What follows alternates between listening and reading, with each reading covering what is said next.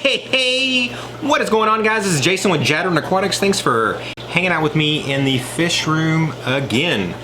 So today we are going to talk about the fry grow out. I've been asked so many times to explain this thing and to show you all the different parts, so we're gonna break this whole thing down. I'm gonna show you how it's made. I'm gonna give you a link to every single one of the pieces so you guys can see exactly what it is and maybe try to find it locally, or maybe just get on Amazon and order, but whatever, I'll show you all the different pieces. This thing is absolutely fantastic. I'm in the midst of building my third one now because it just works so well. So you really, if you have the ability, you want to build this thing because it allows you to grow fry out super fast. But before we get into that, I just want to thank all the people that have joined my channel as members. You guys are absolutely awesome. It just warms my heart to know that you guys care so much that you want to be a part of it. And for those of you that don't know what that is, if you click on a link above beside the subscribe button, it says join. For those that join right now, you get this full set of channel stickers. It's 100-something plus channel stickers from all different channels. I'll mail that out to you. But the cool thing that I'm about to do, and this is going to be for those who are members as of November, because I'm actually working on these right now. I've got a friend who is an artist, and she is absolutely amazing. You take a look at this one right here. Here's one of a goldfish. She's got a bunch of different ones. There's a Bosemani, and there is an angelfish. She's just absolutely amazing. She is going to allow me to send these prints out to those of you guys who will be a member during the month of November. What I'm gonna do is I'm just gonna pick 2 of these currently. And again, I'll have your address on file. If I don't have it, you can email it to me and I will ship those things out to you. Because again, I want to provide you guys with something for being a member, for your willingness to be a part of it. I want to actually give you something, and since I run a printing company, it gives me the ability to do a lot of cool stuff like that. So let's go ahead, let's head on over to the fry grow out, and let's first of all talk about the importance of why you even want one. All right, so as you can see here, these are 2 of the fry racks that I have set up. And the way these things work is, first of all, we're using a 20-gallon long, and then you can see down in the bottom I've got a sponge filter. I've also got a heater, and then I've got a pump in here that is pushing water through this 1/4-inch white tubing. And then that 1/4-inch white tubing comes up through here and runs into this tee up here, and then tees off to all of these adjustable drippers. And so each one of these drippers, as you can see, goes into each one of these containers. And then that way this thing is constantly turning the water over in there. And then also on top of that, I've got my automatic drip system hooked to this. You can't see it because it's kind of buried back here in the back. But I've got an automatic drip system that probably changes about 10 gallons of this water every single day. So these fish are getting a lot of fresh water all the time, and that's the key to growing out fry, is getting that fresh water in them all the time, keeping them fed 4 or 5 times a day. And then if you can keep the water a little bit warmer, about 81 degrees for most fish, they'll grow faster because their metabolic rate speeds up. They eat more food, and therefore they grow faster. So now that you kind of understand how this thing works, let's go ahead and let's break it down, and let me show you guys how to make this amazing fry grow out rack. All right, let's begin to break down, and let's go piece by piece of how exactly this thing is made. So first of all, you need the 20-gallon long aquarium, just a standard 20-gallon long you find at Petco for $20 during the $1 a gallon sale. You can use other tanks, but it seems to work the best because you don't need all that extra water like a 55-gallon. You would just have all this excess space that you don't necessarily need. So I found that the 20-gallon long works the best, and you can get the most amount of trays that are in it. So let's talk about the trays next. So this is the tray. This is how the tray comes before you've done anything to it. There's 2 different sizes that I've found so far. This one is, I think, the 4-inch If you guys are enjoying this video and you would like to see more videos like this, or also see videos of cool looking fish rooms, including the 100+ tanks I have in my fish room, take a second if you don't mind and click that subscribe button. I would really appreciate it. And also don't forget to hit that like button as well. And then we've got this one. This is already one I've used before. This one is about a 6-inch. They're both the same depth. It's just this one is wider, so therefore will hold more water. And so this brand that makes these things, they make a bunch of different things that are similar to this, but what makes these unique is the fact that it's got this lip right here. So this is what actually hangs on to the edge of the tank. And I've tried to find so many other different ways to do these because these are kind of expensive and sometimes really hard to find, but I just can't find anything else that works as well as these do. Okay, so the very first thing you want to do, this is not something you have to do, but to me this makes life a whole lot easier because since this thing is clear, it's hard to see the baby fish in there. So what I like to do is to paint them white. You can see this one, I only painted about like half of it, but I decided I didn't like that, so I've decided the way I do them now is I paint the entire thing. So I simply take these, put them outside on some wood. I don't even have to tape anything up, let them sit like this, and I just paint the entire thing, including I just paint all over this lip too, because it just doesn't matter. The paint that I use, this is the Krylon Fusion. You can use, this is gloss white. You can use another type, the flat white or whatever if you want. But I would suggest that you put about 5 coats of this stuff on there. You know, let it set for about 30 minutes between each coat so it can harden. But I've done it before. I've only done a couple of coats, and the paint will start to peel on you eventually. When I do 5 coats, I don't typically have any problem whatsoever. So you get that thing all painted up, and then you let it dry after the final coat for about 24 hours. And then it's ready to manipulate the way you need it to actually go in your tank. And so what you're going to start doing now is you're going to be working from the back side of this thing. And you need these pieces right here to actually hold it on to the back of the tank. And then you need the hole here. This is where the water overflows into the tank. Now normally there's going to be this kind of sponge right here. This is what keeps the fry from getting out. And it also will have bacteria on it, so it'll also act as a biological filter. But whenever you're cutting this hole in here, where you put this hole at is kind of critical. I didn't realize that at first when I did this one. I put this one so low, so therefore the water level on this only got about this high. I would suggest, especially when if you're using this big one, is to make this hole way up at the top. That way this thing will fill up with more water. But you just got to make sure that wherever you put it, it's out of the way so that when you drill the holes for these things, it's not going to end up breaking through because they're too close together. So I haven't perfected a way really on how to cut these holes out. What I currently use is this. I currently just use a normal Dremel, and this is the bit that I use. These are the ones, again, everything will be linked below. These are the rotary diamond cutting disc. This works really, really well and cuts through it. The only problem with it is it gets so hot that it literally melts the plastic, and so you've got all these kind of pieces of melted plastic you've got to clean off afterwards. And you got to be careful because this thing will obviously cut right through you. So, you know, safety first, people. This thing is dangerous. Okay, so again, you cut this hole out, and it doesn't really necessarily matter how wide it is. You don't want to get it too small because then it won't be able to let as much water out. If you're feeding it more water than can make it out the hole, you're going to have problems with this thing overflowing. So make it pretty wide, you know, maybe 3 inches or so. Again, depending on whether or not you're using the big one or you're using the small one, and try to get it up as high as you can. And then these right here, make sure you use stainless steel when you use these. These that I have on here are too long. These are like 2.5 inches. It's just a simple oval head or round head or even a flat head machine screw.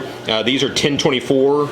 And then in it you can also see we've got a washer on both sides, and then you've got a nut there to hold it. And every one of these pieces is stainless steel, because these things are going to get exposed to the water and you don't want it to rust. So you want to drill a hole, you know, small enough so that the screw will actually go through, but not so big that, that the head goes through also.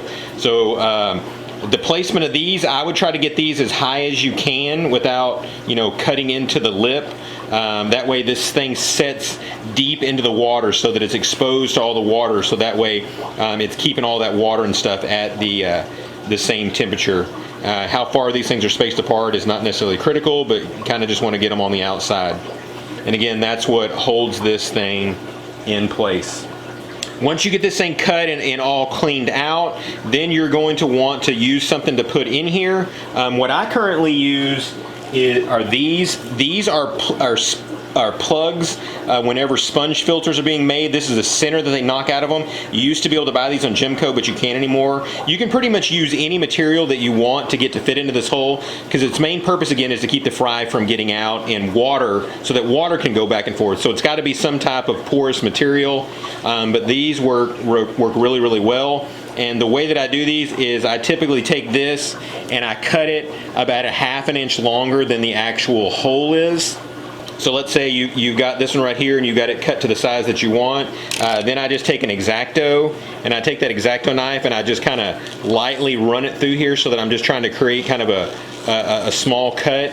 So you can see when I open it up, it'll actually open up a little bit. And you're going to do that, and then you're going to do it on all 4 sides. Kind of find here where it actually meets, and cut that again, so that side actually opens up. And then you're going to do it on that side, and then you're also going to do it on this side too, so that all 4 sides are cut and open. You can see this one that's been used for a while. You can see how it's all opened up on all 4 sides.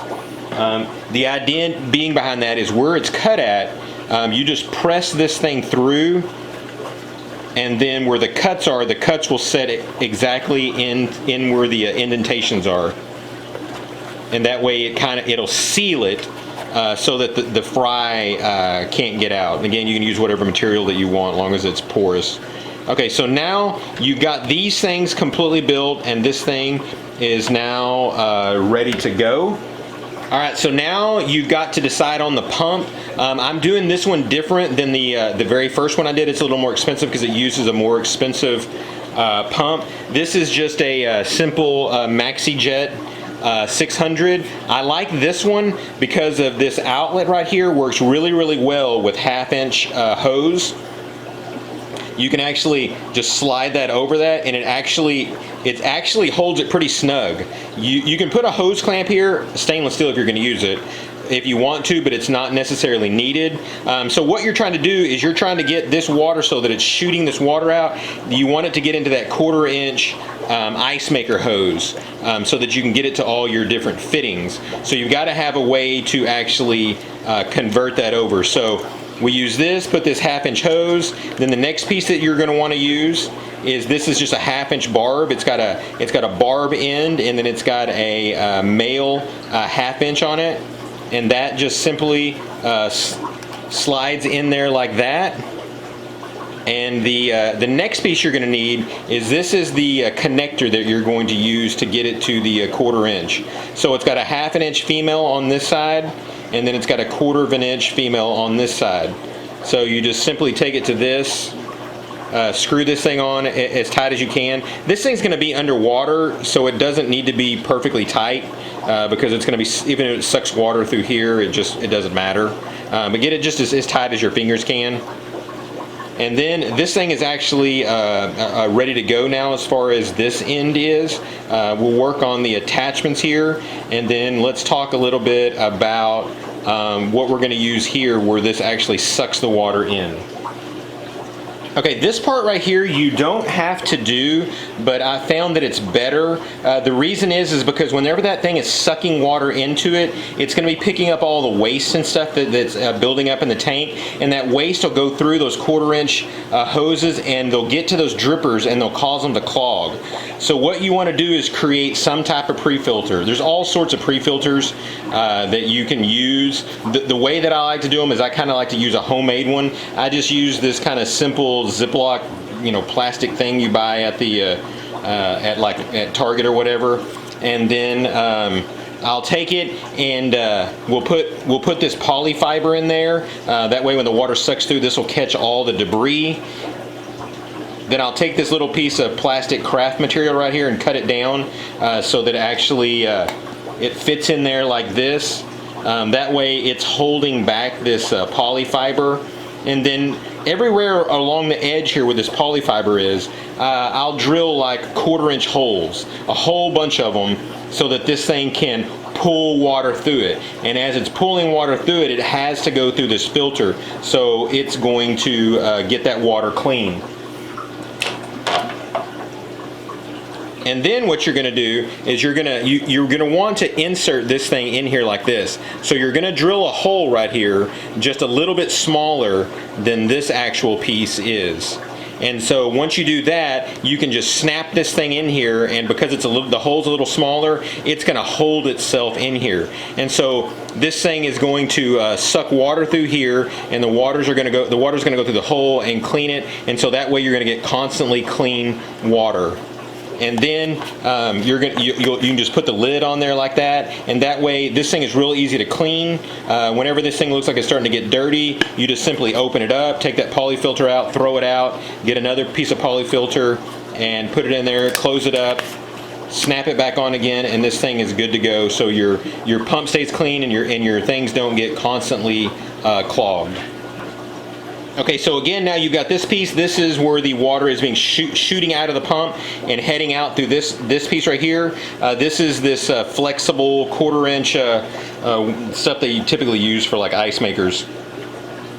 And this stuff, these pieces we here, these are snap pieces, so they're quick connect. So you put them in there, and you can feel it, and it gets stuck in there where you cannot pull it out. You actually have to push this kind of ring down to get it to release. And then this stuff's real easy to cut and stuff. And so you're going to set this stuff up. First of all, you're going to have this running back to the tank. So this is down here in the water. This is going up to the tank. Then as this gets up into the tank, you're going to have it. So as it comes to the tank, it's going to go into this T like this, and then this T is then going to go out to ever how many drippers you want.